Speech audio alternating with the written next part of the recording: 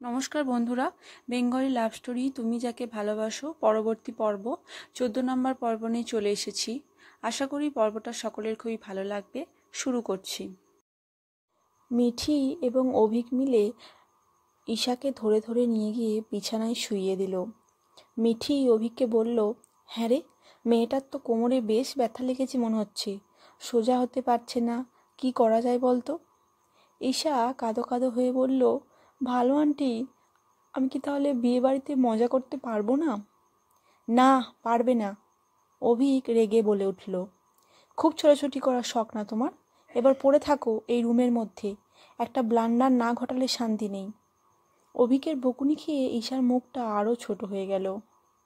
আহ চিকু, কেন বকছিস মেয়েটাকে? বকবো না তো কি করবো মম? ওকে আগে জিজ্ঞেস করো ও দৌড়াচ্ছিল কেন।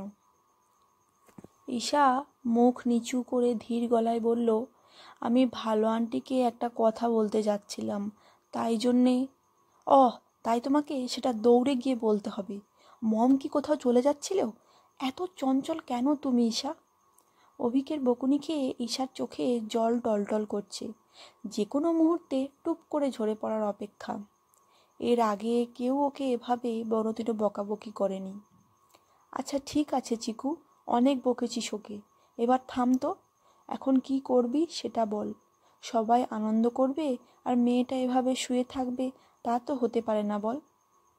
অভিক গম্ভীর মুখে বলল, একটা স্প্রে দিচ্ছি, যেখানে ব্যথা করছে দিয়ে দাও, আর দুটো মেডিসিন আনিয়ে নিচ্ছি, দুপুরে আর রাতে খাওয়ার পর খাবে।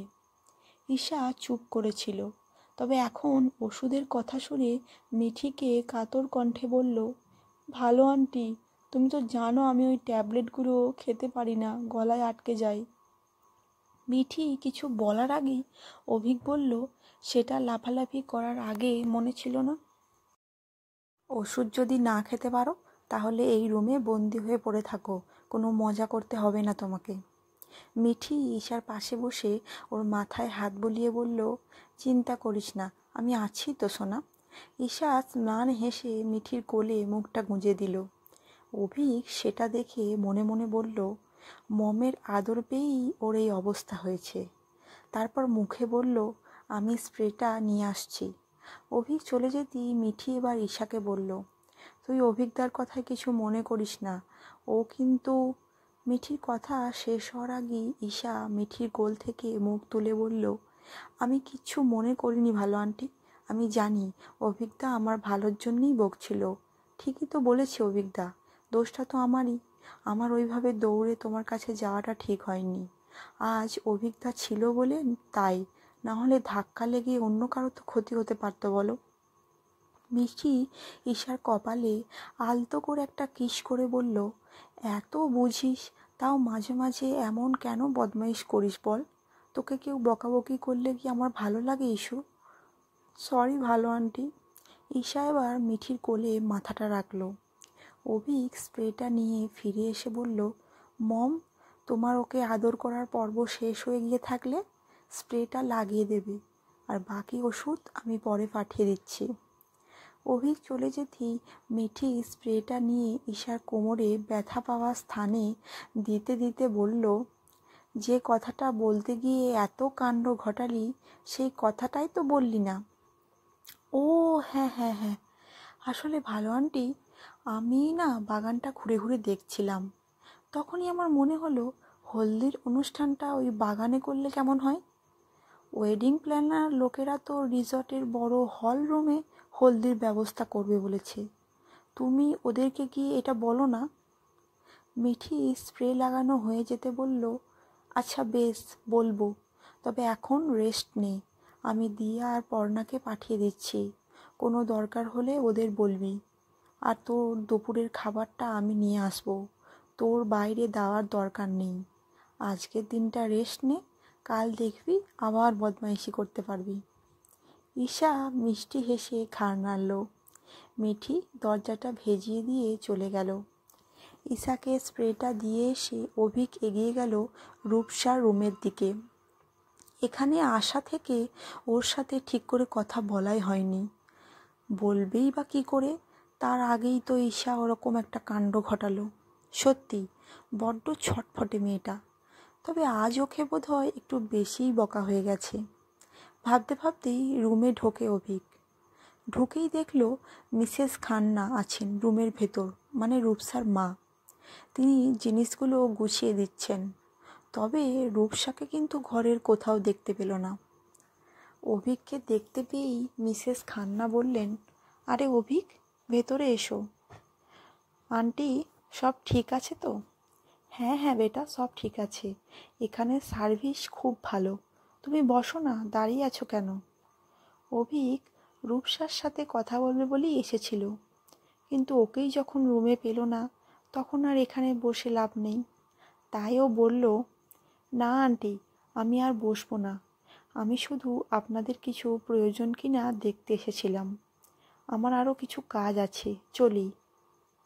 মিসেস খান্না বুঝলেন অভিক রূপসার সাথে দেখা করতে এসেছিল, তাই উনি কথাটা ঘুরিয়ে বললেন, আমার তো কিছু প্রয়োজন নেই অভিক, তবে যে আসল লোক তাকে জিজ্ঞেস করে দেখো তার কিছু প্রয়োজন কিনা। অভিক এতক্ষণ সরাসরি ওনাকে রূপসার কথা জিজ্ঞেস করতে হেজিটেট করছিল, কিন্তু এখন যখন উনি নিজে থেকেই রূপসার কথা তুললেন, তখন অভিক বলল, রূপসা কোথায় আন্টি? ওকে তো দেখছি না। বলল, ওই যে বারান্দায় দাঁড়িয়ে আছে। অভিক এবার বারান্দার দিকে তাকাতেই পর্দার আড়ালে রূপসাকে লেরিং ধরে দাঁড়িয়ে থাকতে দেখতে পেল।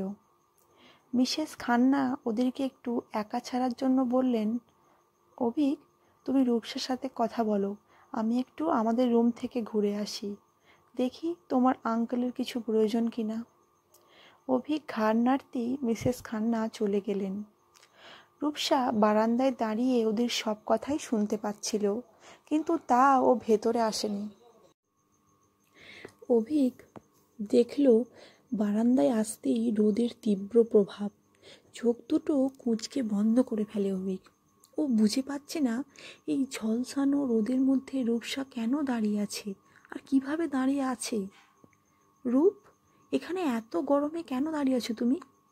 রূপসা আলতো হেসে বলল, এমনি ভালো লাগছে। গরমে রূপসার কপালে, নাকে, ঘাড়ে বিন্দু বিন্দু ঘাম জমেছে। অভিক সেদিকে লক্ষ্য করে নিজের পকেট থেকে রুমাল বার করে আলতো করে মুছিয়ে দিতে লাগলো ঘামগুলো, আর রূপসা এক দৃষ্টিতে তাকিয়ে রইল অভিকের দিকে। কিছুক্ষণ পর আচমকায় রূপসা জড়িয়ে ধরল অভিককে। রূপসার এরকম ব্যবহারে থমকে যায় অভিক, বুঝতে পারে না ব্যাপারটা, তবে বেশি বোঝার চেষ্টাও করে না। ও দু হাত দিয়ে জড়িয়ে ধরে ওর রূপসাকে। রূপসার গলার কাছে কান্নাটা যেন দলা পাকিয়ে আসছে। ইচ্ছে করছে অভিকের বুকে মাথা রেখে মন খুলে কাঁদতে, তাও অতি কষ্টে সেটা সংবরণ করে রেখেছে, কারণ কাঁদলে যে অভিককে যেটা বলতে চাইছে সেটা আর বলতেই পারবে না রূপসা। রূপ, ভেতরে চলো, বাইরে ভীষণ রোদ, এত গরমে তোমার শরীর খারাপ করবে। অভিক রূপসার হাত ধরে ওকে রুমে নিয়ে আসে, তারপর এসিটা চালিয়ে দেয়। রূপসা বেডের এক পাশে গিয়ে বসে। অভিকও রূপসার মুখোমুখি এসে বসে, তারপর রূপসার মুখটা নিজের দু হাতের মধ্যে ধরে। রূপসা চোখ দুটো নামিয়ে রাখে। অভিক নরম গলায় বলল, কি ব্যাপার ম্যাডাম, আজ এই আত্মসমর্পণের কারণ জানতে পারি কি? অন্য সময় তো আমি কাছে এলেই দূরে যাওয়ার ছুতো খোঁজো তুমি। রূপসা এবার ধীরে ধীরে চোখ দুটো তুলে তাকায় অভিকের দিকে। রূপসার এই চাহনি অভিক আগে কখনো দেখেনি। এই তাকানোর মধ্যে যে কি আছে তা বোঝার সাধ্য অভিকের নেই। হঠাৎ করেই অভিককে রূপসা জিজ্ঞেস করে, ভালোবাসো আমাকে অভিক? এমন প্রশ্নে খুব অবাক হয় অভিক, তাও বলে, এটা কেমন প্রশ্ন রূপ? তুমি কি জানো না আমি তোমাকে ঠিক কতটা ভালোবাসি? জানি অভিক, কিন্তু আমি প্রশ্ন করছি, সব পরিস্থিতিতে ভালোবাসতে পারবে আমায়? অবশ্যই পারবো, ভালোবাসায় আবার পরিস্থিতি হয় নাকি? ঈষৎ হাসল রূপসা, তারপর বলল, তোমার আমার সাথে কিছু কথা ছিল। বলো না। আমার একটু সময় লাগবে। সেই সময় আছে তোমার কাছে অভিক? অভিক এবার রূপসার হাতটা নিজের 2 হাতের মধ্যে নিয়ে বলল, আমার সারাটা জীবনই তোমার জন্য রূপ। রূপসা এমন একটা উত্তর কখনো আশা করেনি। আজ যেন ওর নিজেকে খুব খাটো মনে হচ্ছে অভিকের এই ভালোবাসার সামনে। রূপসা দেখল অভিক ওর কথা শোনার জন্য অপেক্ষা করে আছে। তাই ও নিজেকে একটু গুছিয়ে নিয়ে যখন শুরু করতে গেল, তখনই বাইরে শোনা গেল একটা ভীষণ চিৎকার চেঁচামেচি শব্দ। রূপসা আর অভিক তো দুজনেই তাড়াতাড়ি উঠে দাঁড়ালো। রূপসা বলল, অভিক, বাইরে কিছু একটা হয়েছে মনে হয়। অভিক বলল, এটা তো ঈশার গলা। আর এক মুহূর্ত দাঁড়ালো না অভিক, দরজা খুলে বেরিয়ে গেল। রূপসাও গেল ওর পেছন পেছন। আজকের পর্বটা এখানেই শেষ করছি। আচ্ছা, অভিককে কি বলতে চাই রূপসা? আর হঠাৎ করে বাইরে কিসের চিৎকার চেঁচামেচি হলো? কিছু বুঝতে পারছেন কি? আগামী পর্বে অবশ্যই জানতে পারবেন। ওই স্টোরিটা কিন্তু আগামীতে সত্যিই খুব সুন্দর হতে চলেছে এবং অনেক টুইস্টও আসতে চলেছে। অবশ্যই শুনতে থাকুন। আর শুনতে হলে অবশ্যই চ্যানেলটা সাবস্ক্রাইব করবেন আর লাইক করবেন আর কমেন্ট করে জানান কেমন লাগছে। ক্যারেক্টারগুলো অবশ্যই জানান। ধন্যবাদ।